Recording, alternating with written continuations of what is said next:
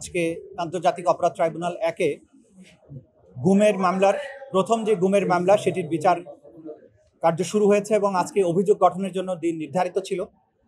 এই মামলাতে 17 জন আসামি আছেন।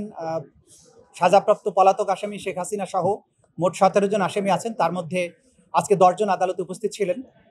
আজকে আসামি পক্ষ থেকে একটা দরখাস্ত দেওয়া হয়েছিল যে তারা ভার্চুয়ালি হাজিরা দিতে চান, আদালত সেটা নামঞ্জুর করেছেন। আমরা যেটা লক্ষ্য করেছি আজকের এই শুনানিতে, আমরা প্রসিকিউশনের পক্ষ থেকে তাদের বিরুদ্ধে যে ফর্মাল অভিযোগ আমরা যেটা করেছি, এই আসামিদের অপরাধের সাথে সম্পৃক্ততা, বাংলাদেশে গুমের যে প্রেক্ষাপট, কিভাবে গুমকে রাজনৈতিক নিপীড়নের একটা হাতিয়ারে পরিণত করা হয়েছিল, গোটা বাংলাদেশে গুমের কালচারের মাধ্যমে কিভাবে মানুষের কণ্ঠরোধ করা হয়েছিল, কিভাবে বছরের পর বছর মানুষকে তুলে নিয়ে গিয়ে গোপন কারাগারে বন্দি রেখে তাদেরকে নির্যাতন করা হয়েছে, অসংখ্য মানুষকে হত্যা করা হয়েছে, বছরের পর বছর আটকে রেখে তাদের নির্যাতন করা হয়েছে, স্বীকারোক্তি আদায় করা হয়েছে, মিথ্যা মামলায় চালান দেওয়া হয়েছে, কিভাবে গুমকে প্রাতিষ্ঠানিকভাবে বাংলাদেশের জনগণের উপরে একটা হাতিয়ার হিসেবে ব্যবহার করে রাজনৈতিকভাবে ক্ষমতা দীর্ঘায়িত করার চেষ্টা করা হয়েছে, সেই বিষয়গুলো আমরা আদালতে উপস্থাপন করেছি। একই সাথে রোম স্ট্যাটিউটে বর্ণিত যে অপরাধের যে সমস্ত এলিমেন্টস অফ ক্রাইমস, সেগুলো আমরা তুলে ধরেছি।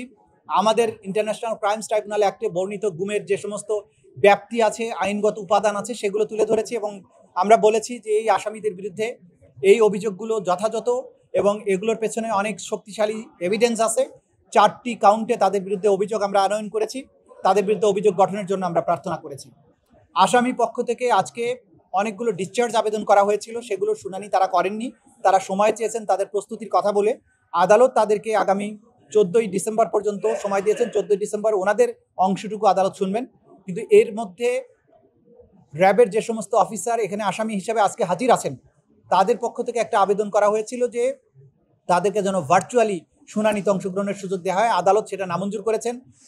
এই পিটিশনের শুনানির সময় আমরা লক্ষ্য করেছি যে আসামি পক্ষের আইনজীবীরা সেনাবাহিনীর সাথে এই বিচারকে মুখোমুখি করার একটা প্রচেষ্টা আমরা লক্ষ্য করেছি। আমরা আদালত এটা স্পষ্ট করে বলেছেন যে এই বিচার সেনাবাহিনীর বিরুদ্ধে নয়। প্রসিকিউশনের পক্ষ থেকেও এটা সুস্পষ্টভাবে বলা হয়েছে যে দেশপ্রেমিক সেনাবাহিনীর বিরুদ্ধে এই বিচার নয়, কারণ এই আসামিরা অপরাধগুলো করেছেন যখন পুলিশে পোস্টেড ছিলেন। পুলিশের একটি শাখা হচ্ছে র্যাপিড অ্যাকশন ব্যাটালিয়ন বা র্যাব। সেখানে গিয়ে সামরিক শৃঙ্খলার বাইরে থাকা অবস্থায় তারা এই ধরনের মারাত্মক অপরাধ করেছেন, যেগুলোকে ক্রাইম অফ দ্য ক্রাইমস বলা হয়, মানবতা বিরোধী অপরাধ বলা হয়। সেই অপরাধগুলো সংগঠন করেছেন। সুতরাং এই হাইপ তোলার চেষ্টা করা, যারা রাষ্ট্রের জন্য অনেক কিছু করে, সুতরাং তাদেরকে একটা স্পেশাল প্রিভিলেজ দিতে হবে, সেই প্রার্থনা আদালত নামঞ্জুর করেছেন। বলেছেন সকল নাগরিক আইনের দৃষ্টিতে সমান এবং তাদের বিরুদ্ধে যে অভিযোগগুলো আনা হয়েছে অসম্ভব রকমের গুরুতর, সবাইকে ইকুয়াল ট্রিটমেন্ট দেওয়া হবে। তারা বিচারে সাজাপ্রাপ্ত না হওয়া পর্যন্ত ইনোসেন্ট বিবেচিত হবে, কিন্তু আসামি হিসাবে অন্যরা যে ধরনের প্রিভিলেজ ভোগ করে তার বাইরে নতুন কিছু তারা পাবেন না।